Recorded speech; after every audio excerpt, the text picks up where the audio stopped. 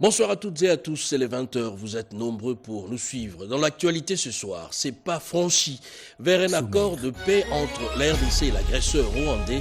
Réunis à Washington, les experts congolais et rwandais ont paraphé un document préparatoire à un accord de paix sous l'égide des États-Unis.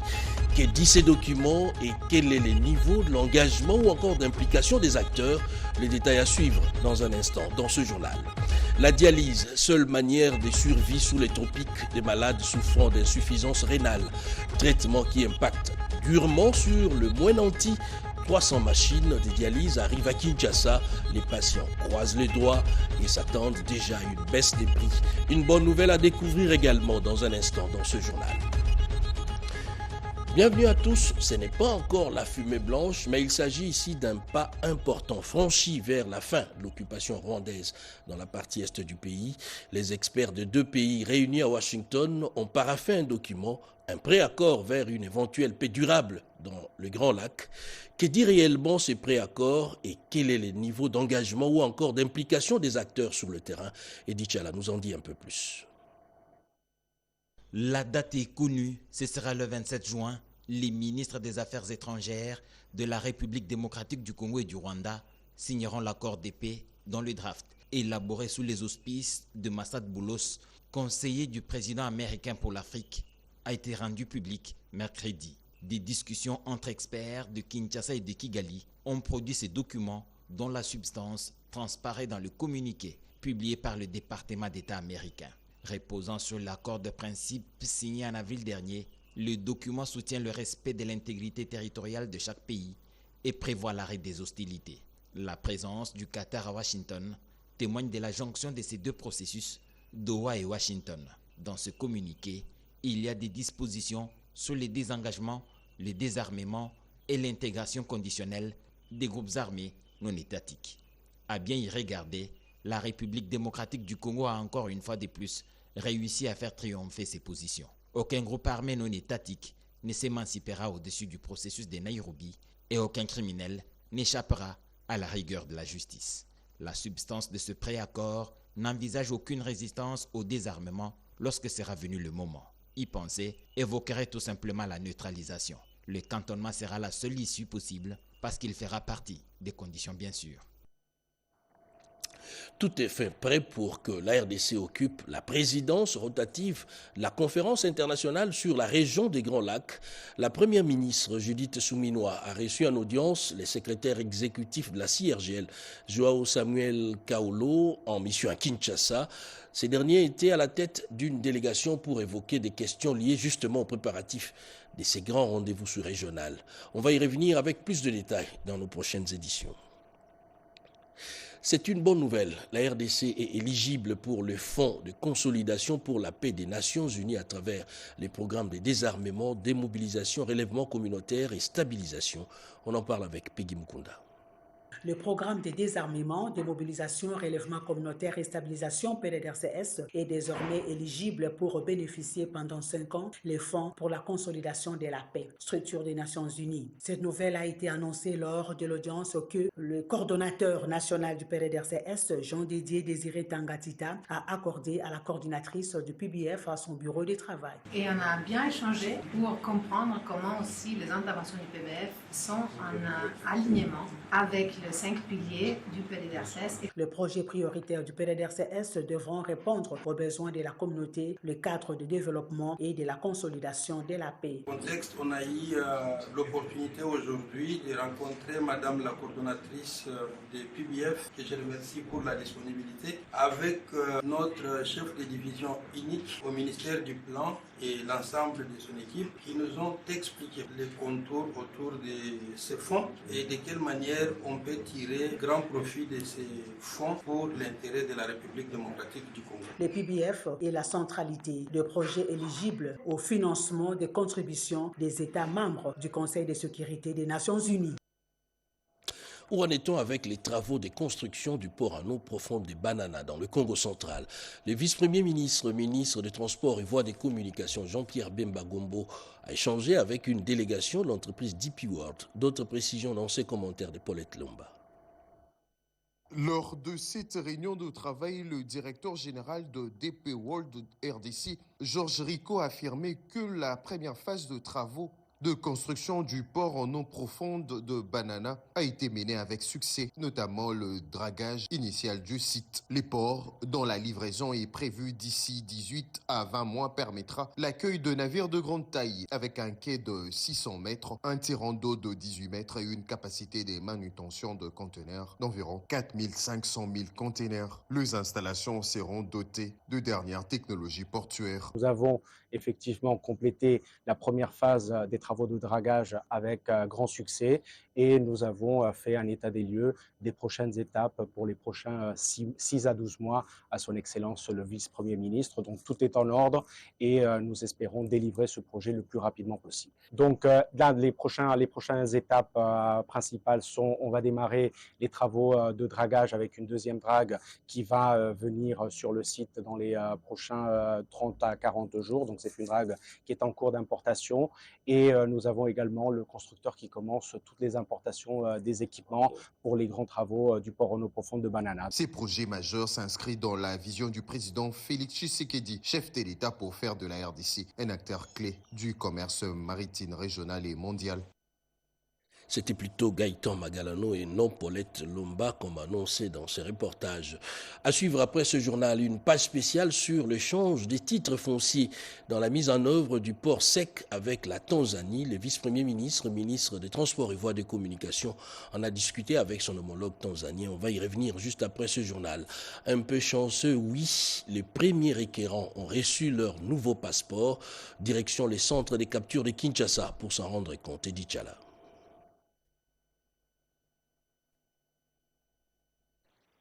Les premiers requérants des nouveaux passeports ont reçu des mains du secrétaire général aux affaires étrangères, l'ambassadeur Théo Abenga, leur passeport.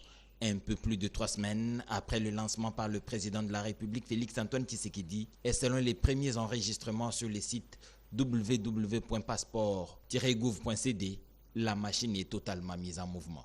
Les premiers bénéficiaires trouvés sur place au centre des captures pour le district de Funa, à l'Institut national des arts au croisement des avenues Victoire et Triomphale, saluent la qualité du passeport qui est passé de 32 à 38 pages. C'est vraiment une grande joie d'être parmi les premières personnes à recevoir son passeport. C'est un processus qui réellement a apporté beaucoup d'innovation, plus rapide et plus simple parce que dans ce processus d'ailleurs j'étais le seul, j'ai pas eu d'autres personnes qui ont intervenu. Moi-même j'ai fait toutes les démarches. J'ai commencé la procédure le 5 juin. Dès que c'était ouvert en tout cas, je me suis empressé de suivre les instructions. Je suis allé à la banque, j'ai payé les $75 tout en présentant bien évidemment tous mes documents d'impôts, etc. et tout ce qui était exigé. Puis je crois 1 ou 2 jours après, je suis passé à l'ANR pour d'autres formalités. Aujourd'hui on m'a appelé pour la capture. La procédure est plutôt allégée. Le rapprochement est en cours. Les 3 districts restants pour Kinshasa auront chacun un centre de capture, comme l'avait rassuré Thérèse Kaikwamba, ministre d'État, ministre des Affaires étrangères, avant bien sûr la descente en province. La route Lodja-Tchumbe en pleine réhabilitation. Nous sommes là dans la province de Sankourou. L'Office des routes a déployé ses engins et les travaux évoluent à pas de géant. C'est un commentaire de Souzingoy. Dans la province du Sankourou, les travaux de réhabilitation de l'axe routier Lodia-Tchumbe-Lodja ont été lancés. Ce projet structurant à la fois d'envergure nationale et provinciale s'inscrit dans le cadre de la vision du président de la République axée sur le désenclavement des territoires comme levier du développement à la base. Le directeur provincial Serge Mukamba-Tunga s'est félicité de cet engagement qu'il considère comme un signal fort en faveur de la jeunesse et de la population locale. Représentant le directeur général de l'Office des routes, Janoki Kangalangoy, il a annoncé que le projet bénéficie déjà d'un financement à hauteur de 50% par le Fonds national d'entretien routier. Cette première tranche permettra la réhabilitation de 40 km sur les 175 km que compte cet axe stratégique reliant Lodia, Bakmanda, Wele, Utumbe, Kalema, Tchumbe et Lodja. La cérémonie de lancement des travaux a été présidée par l'autorité provinciale du Sankourou qui a salué la détermination du chef de l'État à sortir les provinces de leur isolement. Le directeur provincial de l'Office des routes a été appelé à respecter les délais d'exécution et à garantir une gestion rigoureuse du chantier. L'ensemble des parties prenantes ont été invitées à jouer pleinement leur rôle car ce projet est vital pour améliorer les conditions de vie des habitants du Sankourou et dynamiser l'économie locale. Autre infrastructure routière, la route des contournements de Kinshasa prend de plus en plus forme. Certains endroits, c'est déjà l'asphalte et d'autres, ce sont des canalisations que l'on pose. La partie ouest, les travaux avancent normalement. Mireille Ndeke est arrivée sur place. C'est une voie de contournement mesurant 63 km visant à relier les parties sud-ouest et sud-est de la ville. En Djili, par exemple, les travaux de la rocade ouest à ce niveau avancent à près de 62%. Elle part de la cité de Mboudi en passant par l'ustensile Mitendi Kimwenza, Djil Brasserie pour déboucher sur la route nationale numéro 1 au niveau de l'avenue Ndjoko, près de l'aéroport de Djili. Avec cette image, l'on peut déjà se faire une idée de cette voie d'intérêt capital grâce à un travail de titans qui s'abat jour et nuit par la main-d'œuvre locale sous l'impulsion de maîtres d'ouvrage chinois dans le cadre du contrat sino-congolais. Les ouvriers trouvés sur place sont fiers de contribuer à la matérialisation de cet ouvrage historique pour la RDC. Nous réhabilitons cette route de Nzolantima jusqu'à l'aéroport international de Ndjili pour le développement du pays. Nous travaillons en parfaite collaboration avec les Chinois. Nous sommes déjà à l'étape du coffrage des caniveaux. Si les travaux au niveau de Ndjili Brasserie avancent, ceux de la partie sud-est avancent à pas de tortue. Les populations environnantes, assoiffées de voir ces travaux arriver à terme, sollicitent un œil vigilant des autorités pour accélérer les dits travaux. Il y a lieu de souligner que ces travaux ont pour objectif de fluidifier la circulation routière à Kinshasa afin de permettre aux Kinois d'évacuer librement à leurs occupations. Et dans un tout autre chapitre, le renforcement de capacités et une assistance technique, deux volets importants du protocole d'accord signé entre l'École nationale d'administration ENA et l'équipe du projet du ministère des Finances en charge de la gestion et prise en charge des obligations contractuelles liées à la modernisation de la douane et les renforcements de la sécurité aux frontières. Betty Amani pour plus de détails. Désormais, un partenariat est scellé entre l'École nationale d'administration et l'équipe de projet au sein du ministère des Finances chargée de la gestion et de la prise en charge des obligations contractuelles résiduelles liées à un contrat pour la modernisation de la douane et le renforcement de la sécurité aux frontières. Ces protocoles d'accord signés entre le directeur général de l'INA-RDC, Tombola Mouké, et les coordonnateurs de cette équipe projet, Paul Moukoko Akabouele, étaient axés sur le renforcement des capacités du personnel de cette équipe et l'assistance technique. Le directeur général de l'INA est revenu sur l'importance et l'essentiel de ce protocole d'accord. Et à côté de l'axe renforcement de capacité, à l'axe assistance technique sous la forme d'accompagnement institutionnel, en vue de permettre l'amélioration de la qualité des services offerts par l'équipe projet, évidemment par nous aussi. C'est un partenariat que nous voulons gagnant-gagnant. Il y a quelques domaines qui ont été ciblés dans le cadre de l'axe formation, notamment la gestion de projet, les marchés publics, l'éthique et la déontologie, mais aussi tout ce qui est lié au management et à la gouvernance publique. Pour sa part, les coordonnateurs de l'équipe projet du ministère des Finances a justifié le choix porté sur l'ENA. Et nous avons pensé que pour une formation de qualité, pour avoir un personnel à même de réaliser efficacement les tâches, donc on devrait conclure ce partenariat. Notre structure se charge de l'appui à la modernisation de la douane. L'ambition aussi, c'est que nous ayons une douane moderne, mieux équipée. À travers ce partenariat, les deux structures s'engagent à travailler pour l'intérêt de leurs institutions. J'en parlais tout à l'heure dans le titre. 300 machines de dialyse attendues à Kinshasa. Ces machines servent dans la pratique à remplacer justement la fonction des reins quand ceux-ci ne fonctionnent plus correctement, bien. Et puis, c'est un traitement qui pèse très souvent sur les économies domestiques. Le ministre de la Santé, Roger Samuel Kamba, annonce une bonne nouvelle pour les patients. Il s'agit de ces machines qui arrivent dans le tout prochain jour dans la capitale. Robert Ndaye. La dialyse est un traitement essentiel pour les patients souffrant d'insuffisance rénale. En République démocratique du Congo, la prévalence de maladies rénales augmente presque chaque jour.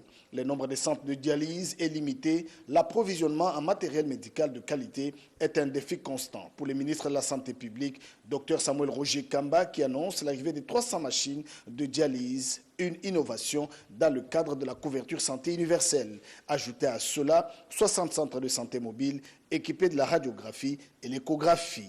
Le patron de la santé publique, Dr Samuel Roger Kamba, a réuni toutes les structures de l'État et privées pour faire une évaluation sans complaisance de la couverture santé universelle. Nous avons eu des sages conseils de sa part et nous avons aussi il nous a aussi exprimé le vœu de ne pas attendre que les problèmes s'accumulent, mais que nous puissions dorénavant nous retrouver trimestriellement.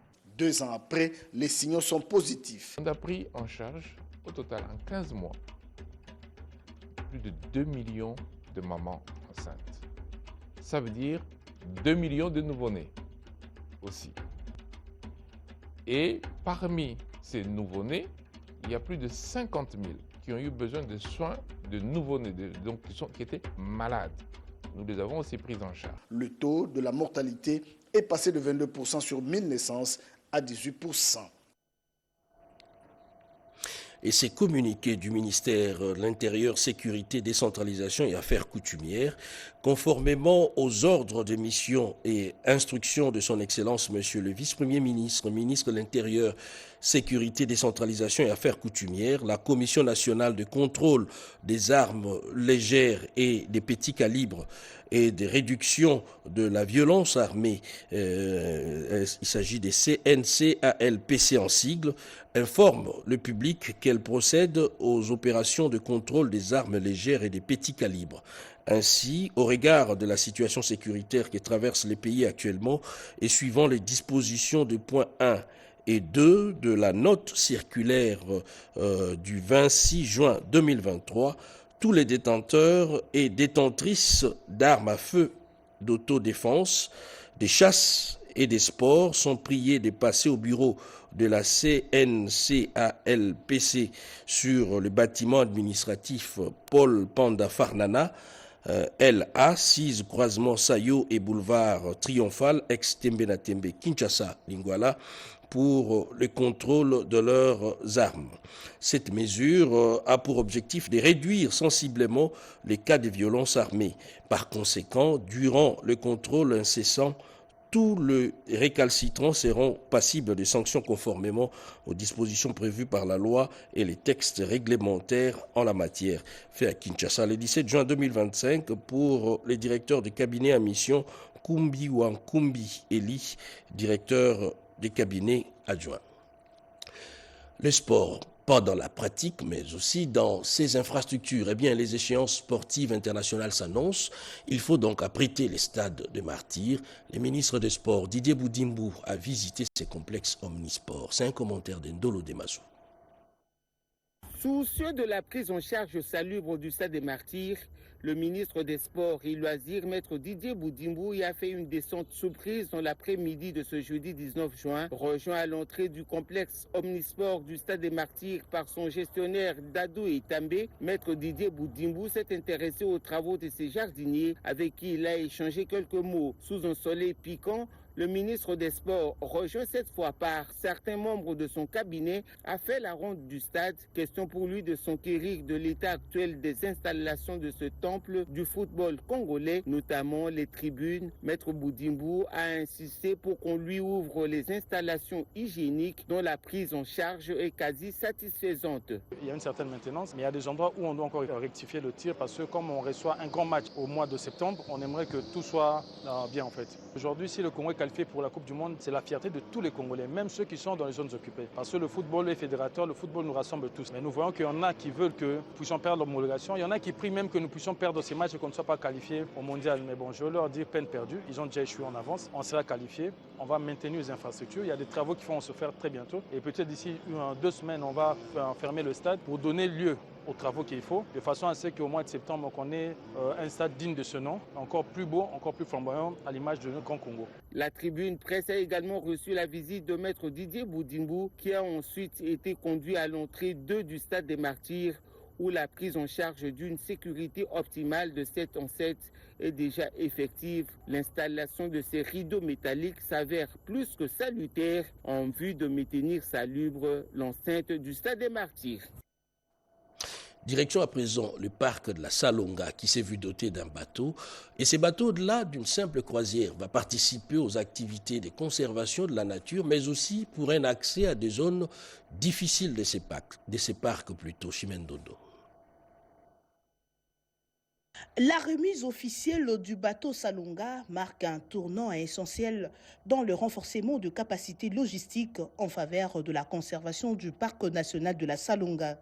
Ces navires ne pas simplement un moyen de transport, il est un outil stratégique au service de la préservation de l'un des écosystèmes les plus précieux d'Afrique centrale. La remise du bateau au parc national de la Salonga, c'est un indicateur de progression, de renforcement de notre expertise et une identité partagée pour la conservation de la biodiversité. Grâce au bateau Salonga, les équipes du terrain pourront désormais accéder plus rapidement aux zones reculées du parc, renforcer la surveillance contre le braconnage, appuyer la mission de recherche scientifique et soutenir les communautés locales dans leurs activités durables. La collaboration fructueuse entre l'ICCN, les WWF et leurs partenaires permet non seulement d'œuvrer à la préservation de la faune et de la flore, mais également à l'amélioration des conditions de vie des communautés locales. Créé à 1970, le parc national de la Salonga est la plus grande aire protégée de forêt tropicale humide d'Afrique. Classé site de patrimoine mondial en péril pendant plus de 10 ans. Il en a été retiré de cette liste en 2021 grâce aux efforts conjoints de l'Institut congolais pour la conservation de la nature et du Fonds mondial pour la nature, avec le soutien de plusieurs bailleurs et autres partenaires techniques. Des magistrats en formation sur les processus de passation de marché. Le président du conseil d'administration de l'autorité des régulations des marchés publics a salué l'engagement de ces magistrats. On en parle avec Gaëtan Magalano. Devant le président de la Cour constitutionnelle et magistrat, maître Claude Kayembe Mbayi, directeur général de l'ARMP, a rendu hommage au président Félix Tshisekedi en cette journée de formation avant de saluer les efforts de la première ministre Judith Suminwa, autorité de tutelle de l'ARMP. Monsieur le président de la Cour constitutionnelle, mesdames et messieurs les magistrats, l'ampleur et les causes des scandales enregistrés de manière récurrente dans ce secteur, ainsi que le traitement y apporté, nous ont fait voir à suffisance le caractère urgent et impérieux d'une telle session de formation. Plus que jamais, vous devrez être le rempart de notre système national de passation de la commande publique, et de ce fait, il est donc souhaitable que vos décisions, là pour sensu, constituent des précédents qui vont permettre d'asseoir les principes de base qui régissent ce secteur. Dans son discours, le président de la Cour constitutionnelle, Dieudonné Kamuleta, a salué la promptitude de l'ARMP pour avoir répondu favorablement à la demande liée à la formation et les institutions judiciaires dans le but de renforcer la transparence dans la gestion de fonds publics. Les bénéficiaires de la formation découvriront le module consacré aux règlements et procédures de passation de marché en RDC. Et les 10 portants reddition de comptes 2024 de la province du Haut-Uélé a été transmis à la Cour des comptes. On en parle dans ses commentaires. C'était autour de 12 heures ce jeudi 19 juin 2025 qu'une délégation conduite par le ministre provincial des Finances de la province du Haut-Uélé, Jacques Anzate Pedanga, représentant du gouverneur de province Jean Bakomi Tsongambu, s'est rendu à la Cour des comptes s'acquitter de son devoir de transmission du rapport de l'édit portant reddition des comptes du budget rectificatif 2024 de la dite province. Reçu premièrement par le président de la Chambre déconcentrée de Kisangani, composé du ministre provincial, du conseiller principal du gouverneur en charge de finances et d'un membre du bureau de représentation de la province à Kinshasa, la délégation a aussi profité de l'occasion pour présenter ses civilités au premier président de la Cour de comptes, Jimmy Mungangangwaka, qui les a vivement encouragés à transmettre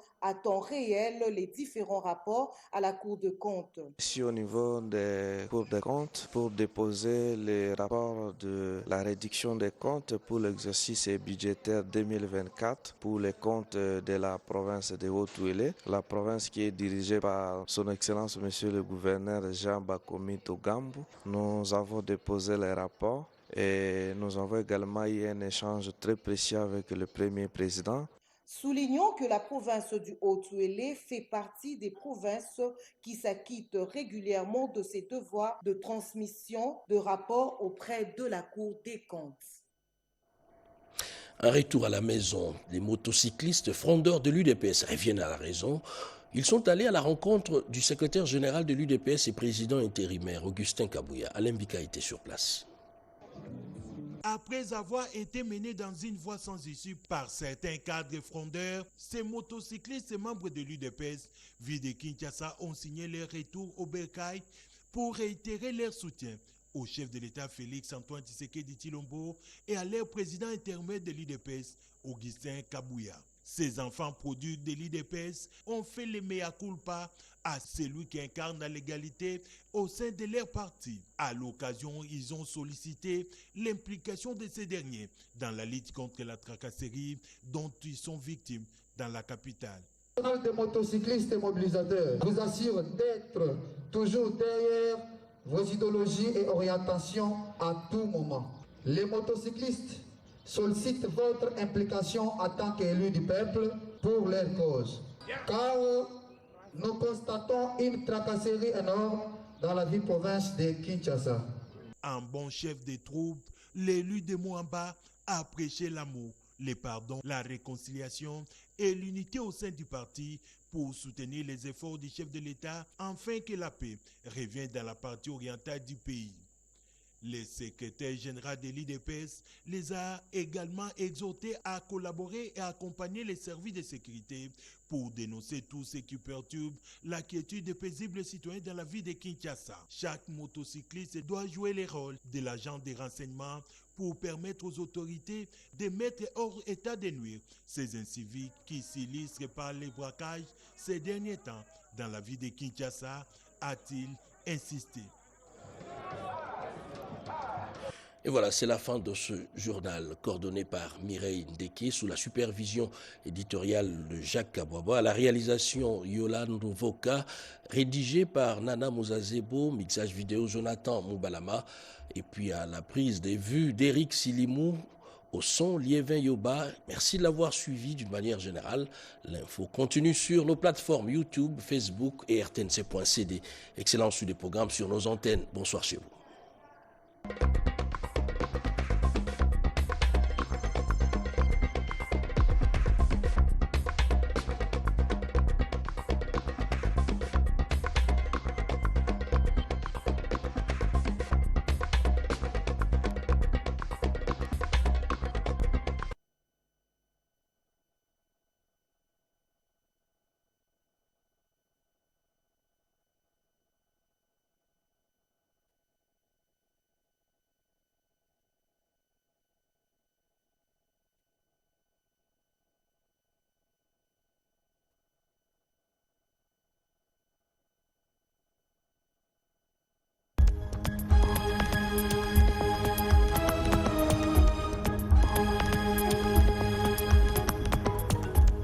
Bienvenue, mesdames, messieurs, à cette revue de presse du jeudi 19 juin 2025. Conflit dans l'est de la RDC, les experts congolais et rwandais s'entendent sur un accord préliminaire de paix, annonce Radio France Internationale. Réunis à Washington mercredi 18 juin 2025, les experts congolais et rwandais ont paraphé un document préparatoire à un accord de paix sous l'égide des États-Unis. Un pas important qui doit désormais être validé par les ministres des Affaires étrangères des deux pays. La signature est attendue le 27 juin avant une possible rencontre au sommet en juillet en présence du président américain Donald Trump. Déportation forcée vers le Rwanda, Human Rights Watch accuse l'AFC M23 et Kigali de crimes de guerre en RDC, constate info27.cd. Human Rights Watch dénonce dans un rapport publié mercredi 18 juin 2025 la déportation d'au moins 1500 civils congolais vers le Rwanda par les terroristes de l'AFC M23 soutenus par Kigali. L'ONG qualifie ces actes de violation grave du droit international humanitaire, notamment des conventions de Genève de 1949, impliquant également le démantèlement de camps des déplacés et l'appui logistique du Rwanda. Le gouvernement congolais accuse de son côté Kigali de manipuler le flux migratoire pour occuper les territoires conquis. Plus de 700 000 enfants affectés par les conflits armés en Ituri, affirmation de la société civile relayée par la Référence Plus. Depuis 2017, plus de 700 000 enfants sont directement affectés par les conflits armés en Ituri, principalement dans les territoires de Djougou et d'Irumu. Installés dans des sites de déplacés, nombre d'entre eux vivent dans des conditions précaires et sont privés d'accès à l'éducation. Vaccination contre la rougeole au Tanganyika, près de 32 699 enfants de 6 à 59 mois attendus à Kabimba, titre rtnc.cd. La campagne de vaccination contre la rougeole a été lancée à Kabimba, une zone située à environ 60 km de la ville de Kalemi. Cette initiative vise à protéger la santé des enfants de la région en réponse à une épidémie de rougeole persistante. Quand les sons et les danses de différentes cultures se côtoient, les murs et les barrières tombent, rapprochant les peuples. Sous le haut patronage du président de la République, chef de l'État, son Excellence M. Félix-Antoine Tshisekedi Tshilombo, sous les auspices de la Première ministre, chef du gouvernement, son Excellence Mme Judith Suminwa Tuluka, le ministère du Tourisme et celui de la Culture, Arts et Patrimoine de la RDC, en collaboration avec ONU Tourisme, vous invitent à la première édition du Festival mondial de la musique et du tourisme du 16 au 18 juillet 2025. Venez explorer la richesse des univers culturels et touristiques du monde au cœur de l'Afrique. Au programme, spectacles de groupes musicaux en provenance de plusieurs pays d'Afrique, d'Asie, d'Europe et d'Amérique, des Antilles et des Caraïbes. Workshops, masterclass et stands d'exposition. Ne manquez pas cette occasion unique de vibrer au rythme du monde en célébrant l'amour et la paix entre les nations. Bienvenue à la première édition du Festival mondial de la musique et du tourisme. Comment participer au Forum du génie scientifique congolais? Vous êtes innovateur ou inventeur? Pour participer au Forum du génie scientifique congolais, tapez juste dans votre navigateur https://m-rcite-agismac.cd/ pour accéder à la plateforme Agismac, le portail du